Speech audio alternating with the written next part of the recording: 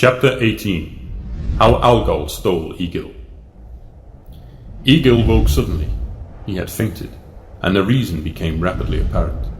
Above the portly squire came the grim noise of waxen sails, weightily, steadily beating through the air, the black, bat-like wings of his captor. Egil then struggled against the vice grasp of the demon's talons, but it was of little use. At the same time, he looked down to see the tops of the trees passing at speed below, appearing and disappearing as waves of fog engulfed or laid bare the dark wood. "Oh, awake art thou?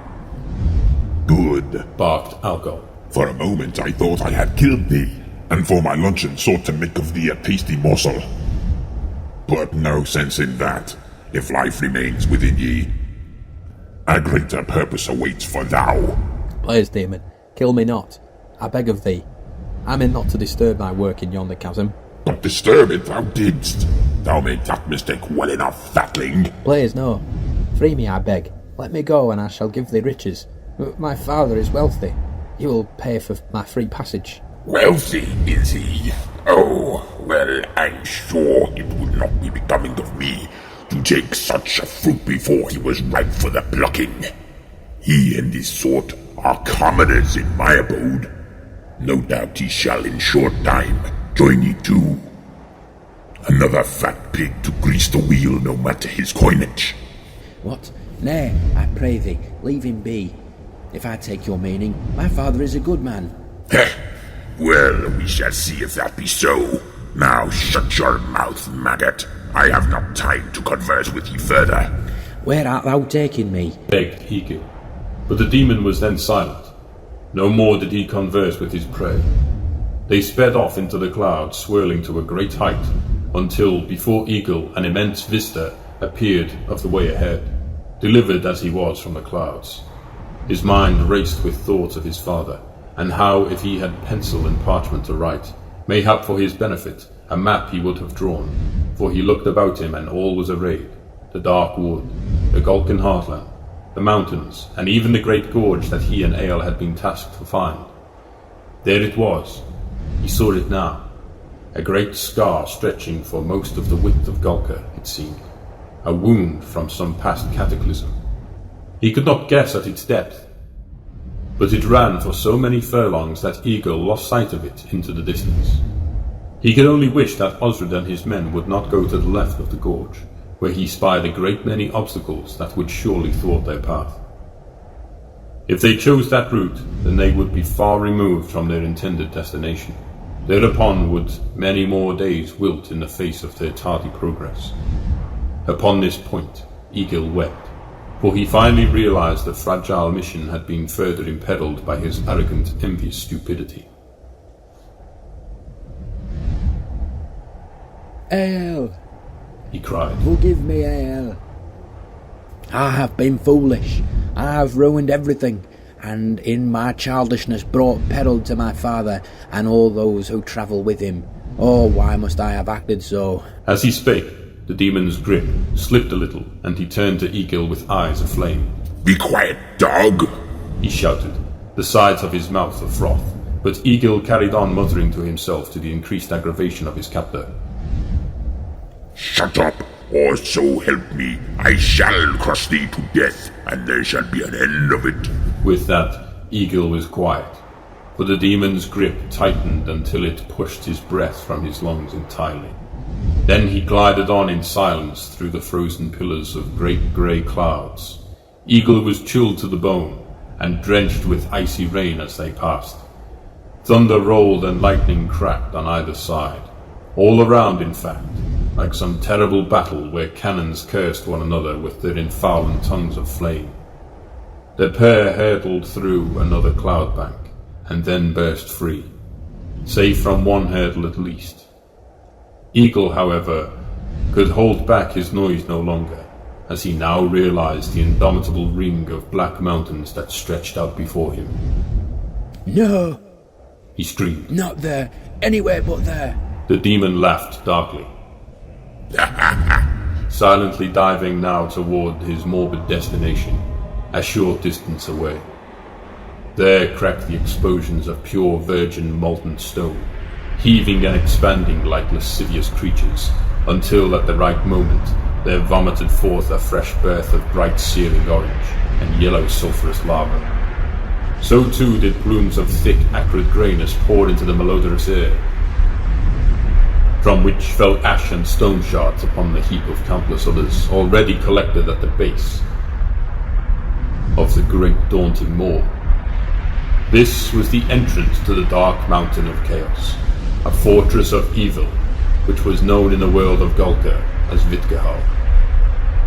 Only in the most scolding of punishments would such a place name be uttered to chastise children in the world of men. To Vitghalj we will send thee, if thou carry on misbehaving, and the like. Only in such a way had Egil ever heard the name.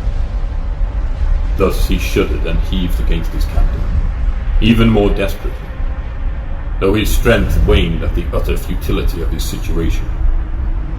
Like a fish out of water caught in the talons of an eagle, he floundered this way and that, but all the while ever closer they drew in, until close enough to see what was apparent in the pillars of flame.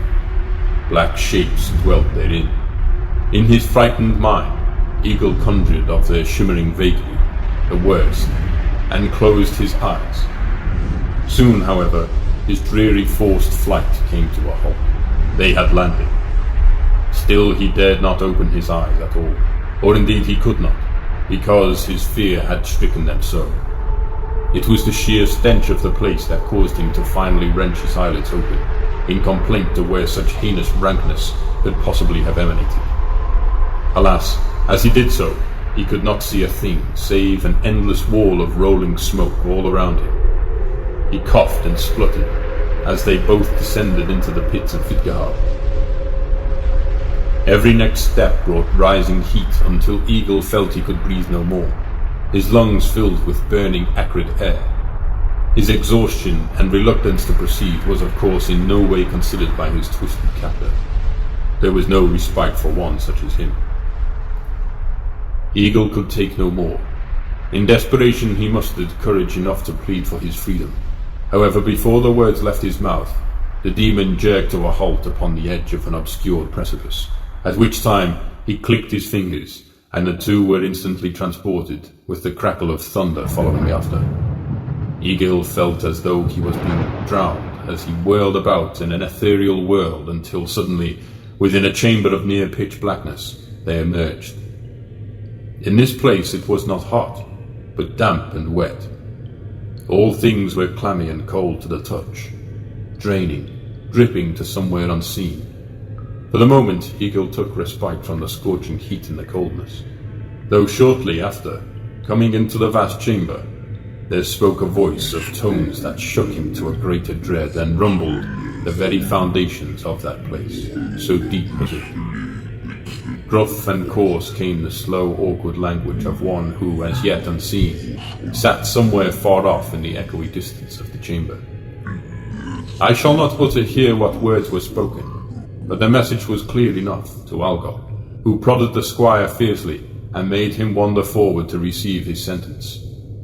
As he did, the blackness seemed to fall away, save but around one great mountainous shape in front of him, who, as Egil approached further, became all the more visible with a dim illumination.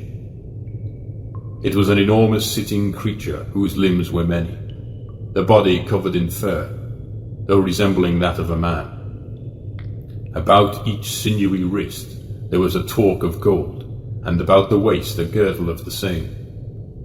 The head was most prominently goat-like, only more fierce, melded with that of the features of many other beasts.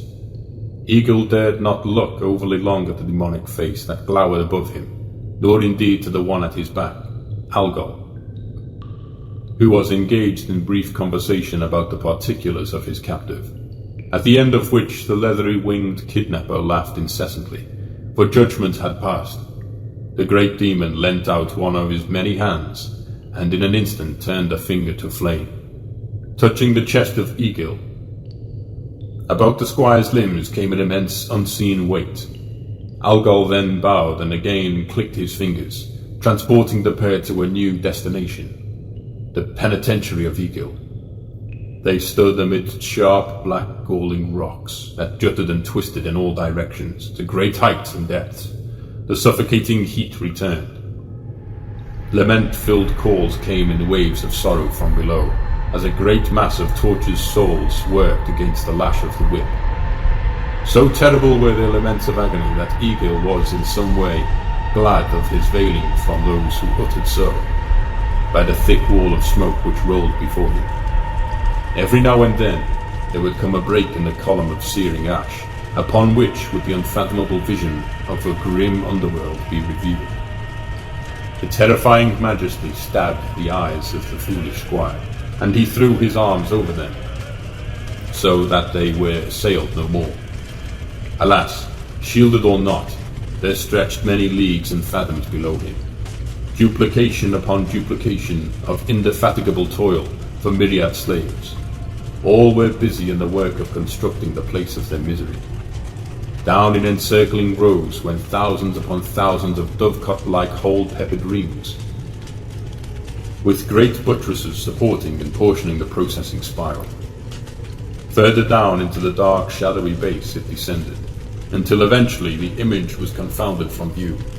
And yet, testament to its further continuance beyond the visible, came the undeniable echoes of torturous and slave toil from those regions too, racing up on drafts of hot air like gales within a ship's rigging. A discontinuous breeze of disquietude that racked the already battered nerve of Egil. Seeing the despair now scarred across the squire's face, the demon took much pleasure, and gleefully pointed out, adding to his captive's increased power. This then is thy fate, Egil. He chuckled, pointing to the sweat-inducing, stench-filled world around him. Thou shalt ne'er more see the light of day, nor shalt thou see thy father upon which thou weepest, unless of course he wishes to heap his gold and eat his fill unto his untimely death. Then indeed might he see him soon enough. Ha ha! Come to think of it, thou shalt see me either. Though I have of course grown fond of thee, I am sure thy heart will pine, even for me in time. For alas, sweet foolish maggot, have I got to go. Tarried here already overly long have I, and to the great tree must I return, to make for the souls of the elven dead. A curse on you, demon! Wept Egil, with tears streaming down his face. Thou may have trapped me here, against my will, but in the forest there comes an army to destroy you, and one amongst them who I foolishly led into peril. He shall not be so easy to capture. His sword is sharper than mine. Upon thy return shall he have thy head, I would wager. The demon's face twisted in an angry, quizzical stare. Upon my return, have my head? One other than thou? What meanest thou by this? Hearest I correctly that thou sayest there was another fool who is awaiting the same fate as thee? His face filled with grim intent, and a curled lip revealed the dark smile brandishing many sharp teeth. His yellow orb-like eyes shone bright, as though he had gotten the scent of something delectable and rare, or like a moth who cannot avert its gaze from the moon. Egil realized in the very moment of his utterance, as he had done a further wrong to his peer, or heir. No, there was no other thence. Only I spake of one who travels with the others. He backtracked, but his folly was complete. Algol, like the bloodhound, was well and truly transfixed with the scent his path now set. Then in another instant he turned back to his enfeebled slave. Defiant dog, how dare thou men disturb my work? Thou and the others too, I have not forgotten them. They shall all perish. But fear not, little fatling, your information will be of great help to the king of Vitghalj. I thank you. As the informant thou art, perhaps Vitghalj could make better use of you as a spy than as a lowly slave. Now, first, to this trespassing, arrogant fool of a child who doth dare traipse across my garden in the depths of the great tree. He shall be found, and he shall be brought here to pay the same price as thee. Then for Algol shall there be bountiful reward. For look you, the living make much better slaves than the dead. Rare they are like gemstones in the pits of Vitghalj. They can be forced to endure much more than those already deceased, and those who in life were of a vile disposition. With that, Algol opened his wings to their full draw and dropped from the precipice, leaving Egil shivering and weeping heartily into his filthy hands.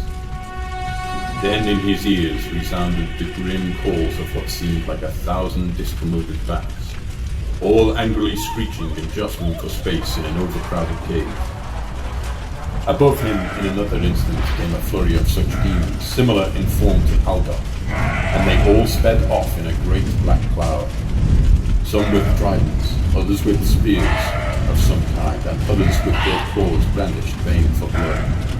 Overhead they passed with an overwhelming rush of air against the fallen squire, as they shot out of the grey ash smoke. Out of the moor of Vitghalj, a swarm of murderous bandits, seeking the demise of Egil.